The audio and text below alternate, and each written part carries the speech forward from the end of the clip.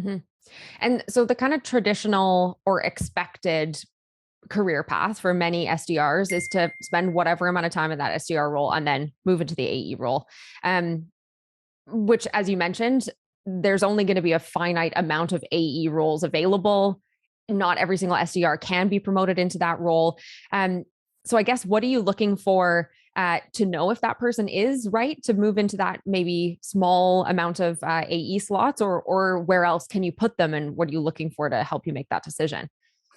Yeah, I think the key piece to me is desire. Like if you have someone who's coming in as an SDR and they're keen on being a career salesperson, and that's obvious day in and day out, then that's the kind of the one key piece for me. The first chip to fall is like, okay, this person, you're focused on being in sales and wanting to move up within the sales department, and if that's the case, they're likely going to be building out their competencies. So making sure what their intention is aligned with the actual actions that they're doing. If they're saying they want to move up into an account executive role, or senior account, whatever that might be within the sales department, then it's about the intent and again what they're doing and how they're going about it.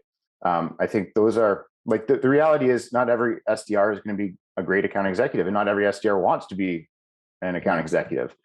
So it's all about intent first, and then making sure, like as the manager, you're identifying areas that need to be built up. You're identifying, maybe some gaps that you have observed being a manager of that SDR has to, make them the best SDR to make that next step as an account executive. And then from that point forward, depending on the organization and what that jump looks like, there's a lot of other things that you can focus on, and bring those SDRs onto calls with the account executives if they're not on them already. Doing a bunch of different role playing, and before even the AE role becomes available, if that is something that SDR desires and they're showing that, you can start prepping them for that AE role. And the hope is, again, you have that AE role internally. But if their desire as an SDR is to move into an AE, they've been crushing it as an SDR for 12, 18 months, there's nothing internally, then again, it's my job to say, hey, we need to facilitate something externally so you can take that next step in your career. You can't put a cap on really great people if you don't have a role open for them. Mm-hmm.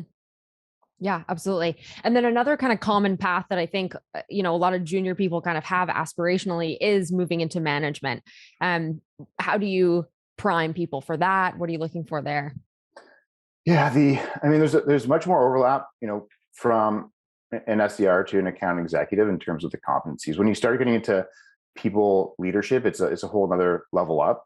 It's a complete different person, potentially, that is going to do really well in that role. So again, if someone desires as an SDR to be a people leader at some point in their career, it's up to me to work with that SDR to really focus on what makes a really great leader, and really carving that out again through the development plans, through the weekly one-on-ones. Whether it be carving out additional sessions to just focus on specific leadership competencies and walking them through specific scenarios. Like, my whole goal is to make sure that I'm doing everything I can to get that person ready. And if they can take the next step, great. And if not, then I take some responsibility for that. I need to make sure that I'm doing everything I can to, really round out their competencies. Whether it be a manager, a people manager, or whether it be, an individual contributor as an account executive. Right. Right. And I guess it's simple enough for you to do that as a sales leader when you're kind of preparing them for another role that is under your responsibility, to kind of set them up that way. But what about if maybe that opportunity is in a different department? What can a leader like yourself do to prepare somebody to move outside of your department but stay within the org? Yeah. So this is going to vary from organization to organization. I've worked at some companies that have great internal movement paths, and you have the HR department facilitating it, and there's the first place they look is internally to go from department to department. But sometimes that's not the case, and if that's not the case, it's up to me to be the individual's leader, to go across department, whether it be to marketing or wherever it might be, and have a conversation with the leader of that department, and facilitate even one-to-ones with my SDR with the head of marketing, or one-to-ones with my SDR with the head of the account management team. So I think like if you're an organization that doesn't have a process in place, that really is an advocate for internal movement, or there's a system where you can jump from one department to department, you as the leader need to take ownership and facilitate those conversations.